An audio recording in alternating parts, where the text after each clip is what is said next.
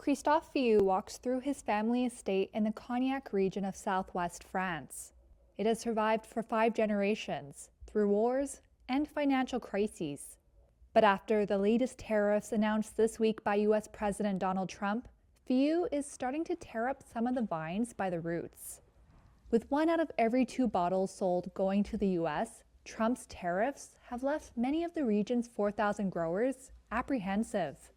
France's cognac industry exports roughly 97% of its production and has always been reliant on international trade, according to an economics professor at Bordeaux University.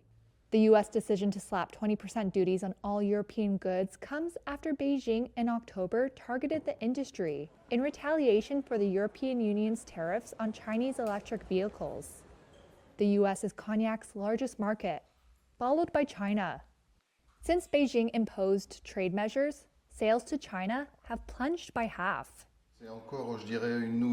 Florent Morion is the president of the BNIC, an industry body representing growers and cognac houses, including LVMH-owned Hennessy and Rémy Cointreau's Rémy Martin. Cognac is more than 300 years old. We were happy to develop these 2 markets for decades, which were our 2 driving forces. And what you need to know is that historically, when one didn't do well, the other always did well. And it's never happened in the history of cognac that both are not doing well at the same time. Cognac producers and suppliers, from bottling and packaging firms to the makers of barrels, cork, and containers, employ roughly 70,000 people in the region. Some face an extra hit. Jerome Schmidt works as a general manager for a century-old oak barrel maker. We've already had one of our biggest customers telling us the same night that they're holding off on their orders to see how they will manage this additional tariff of around 20%. But even before trade tensions, cognac sales to the U.S. were faltering. Paris-based luxury consultancy MAD attributed the drop largely to aggressive price hikes in recent years, affecting middle-class consumers. In February, BNIC reduced the annual production limit for a 3rd straight year to just half the levels of 2022, citing weakening demand. Cognac exports to the U.S. last year were just over $1 billion. Things could still get worse. Trump has threatened 200% tariffs on European wine and spirits if Europe hits U.S. bourbon with additional duties. Back at the Fiou family estate, Christophe says the industry should focus on domestic sales. We should consume a little more in France and import a little less rum or whiskey, which isn't to say the quality of these products are bad. But if we could be a little more patriotic, it wouldn't be bad for cognac and all the others. European Union countries will look to present a united front against U.S. President Donald Trump's tariffs, likely approving retaliatory tariffs on up to $28 billion of U.S. imports. The move, expected in the coming days, would tax a range of U.S. goods, from dental floss to diamonds. By doing so, the EU would join China and Canada in imposing retaliatory tariffs, potentially escalating a global trade war that could make goods more expensive for billions of consumers and push economies around the world into recession. The 27-nation bloc faces 25% import tariffs on steel, aluminum, and cars, and as of last week, reciprocal tariffs of 20% for almost all other goods. Trump's tariffs cover some 70% of the EU's exports to the U.S., which last year were worth a total of $585 billion. U.S. duties on copper, pharmaceuticals, semiconductors, and timber from the EU are likely still to come. The European Commission, which coordinates EU trade policy, will on Monday propose a list of U.S. products to hit with extra duties in response to Trump's steel and aluminum tariffs. But among EU members, there are differing opinions on how to respond.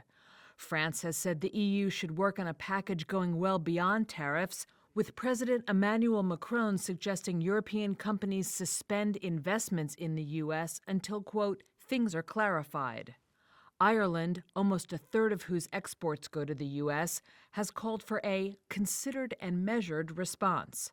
And Italy, the EU's third largest exporter to the U.S., has questioned whether the EU should hit back at all. The initial EU counter-tariffs will be put to a vote on Wednesday. U.S. Customs agents on Saturday began collecting President Donald Trump's unilateral 10% tariff on imports from several countries. The initial baseline tariff took effect at U.S. seaports, airports, and customs warehouses at 12:01 a.m. Eastern Time, ushering in Trump's full rejection of the post-World War II system of mutually agreed tariff rates. Higher levies on duties from 57 larger trading partners are due to start in the coming days. Trump's tariff announcement days earlier shook global stock markets, wiping out $5 trillion in stock market value for S&P 500 companies by Friday's close, a record two-day decline. Prices for oil and commodities plunged, while investors fled to the safety of government bonds. Among the countries first hit with the 10% tariff are Australia, Britain, Colombia, Argentina, Egypt, and Saudi Arabia. This Wednesday, Trump's higher reciprocal tariff rates of 11% to 50% are due to take effect. European Union imports will be hit with a 20% tariff, while Chinese goods will be hit with a 34% tariff, bringing Trump's total new levies on China to 54%. Trump on social media Saturday told Americans, quote, "This is an economic revolution and we will win. Hang tough, it won't be easy, but the end result will be historic." Some world leaders moved quickly to strike a deal with Trump to avert economic disruption, while others weighed countermeasures. Israeli Prime Minister Benjamin Netanyahu is expected to visit the White House on Monday, sources said, as unspecified goods from the country face a 17% tariff under the new policy.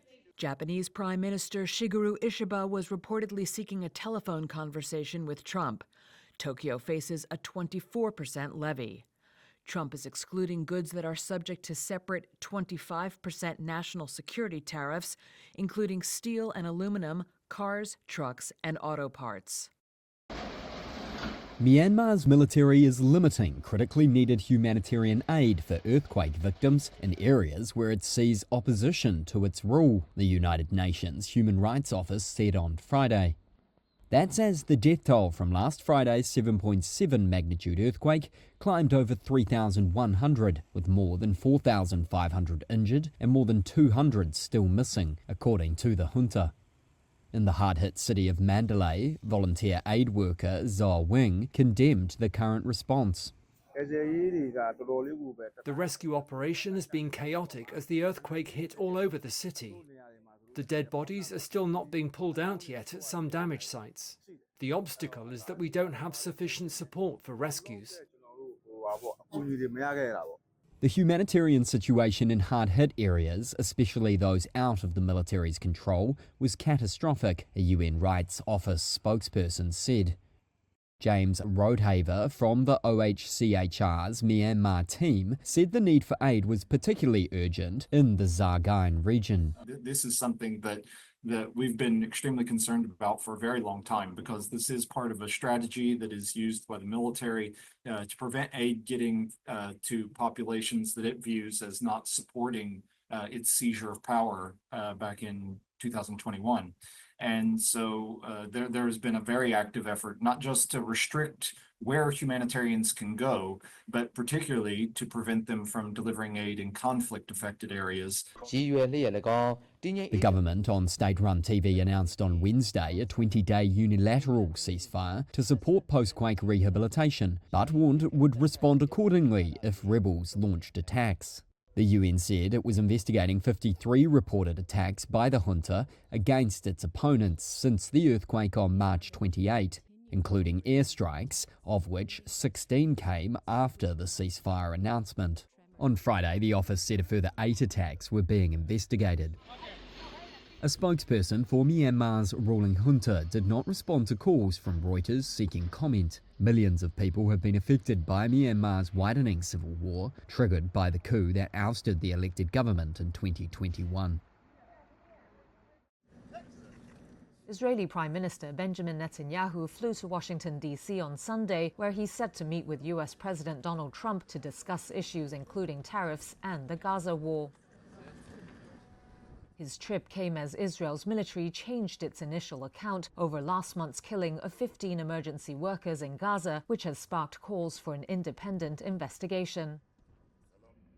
The paramedics and emergency responders were shot dead on March 23rd near the southern city of Rafah. United Nations officials and the Palestinian Red Crescent found the bodies buried in a shallow grave a week later. One paramedic is known to have survived, while one other man is missing. The Israeli military initially said its soldiers had opened fire on vehicles that approached their position suspiciously in the dark without lights or markings. It said they killed 9 militants who were traveling in Red Crescent vehicles. But video published by the Red Crescent on Saturday showed emergency workers in their uniforms and clearly marked ambulances and fire trucks with their lights on being fired on. The video was recovered from the mobile phone of one of the dead men. Reuters was able to verify the location and date of the video. An Israeli official late Saturday said the initial field report did not include any description of vehicle lights. He said investigators were looking at operational information and trying to understand why the person who gave the initial account was what he called mistaken. Israeli media reports cited the military as saying at least 6 of the 15 dead were identified as members of militant groups, but the official declined to give evidence or detail of how the troops identified militants in the group. Palestinian Red Crescent spokesperson Nebal Fasak said the organization demands an independent international investigation. Accountability should never require video evidence. It should not take a global outrage for the truth to be acknowledged. She called on the international community to intervene and compel Israel to respect humanitarian law that bars the targeting of emergency and medical workers during conflicts. Ukrainians in the city of Kryvyi Rih were mourning on Saturday after deadly Russian attacks the day before. 9 children were among at least 19 people killed in President Volodymyr Zelensky's hometown, according to local officials. It was one of Moscow's deadliest this year in the conflict. Burying children is the worst thing there is. It shouldn't happen. Whatever the Russians are writing about us, calling us Nazis, the idiots should look at themselves.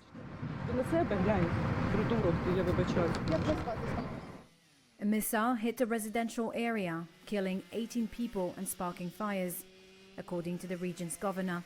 Authorities said Russian drones later attacked homes and killed another person. Officials also said the strikes left dozens hospitalized, including a 3-month-old baby. Russia's defense ministry said it had targeted a military gathering and denied attacking civilians. The Ukrainian military denounced Moscow's statement as misinformation. Meanwhile, an industrial facility in Russia's Volga River region of Mordovia was hit by drone strikes on Saturday. Reuters was able to verify the location of the eyewitness video, but not the date it was taken, though the region's governor confirmed the incident on Telegram without naming the facility. Media reports said it was a fiber optic factory. It came as Moscow accused Ukraine of stepping up strikes on Russian energy infrastructure, saying there had been 6 attacks over the past 24 hours. Reuters was unable to verify the reports of the strikes. Ukraine's military said Moscow's reports were fake and that its forces were only striking military targets. The two sides agreed last month to a US proposal to halt strikes on each other's energy infrastructure for 30 days. Both have since repeatedly accused each other of violating the deal.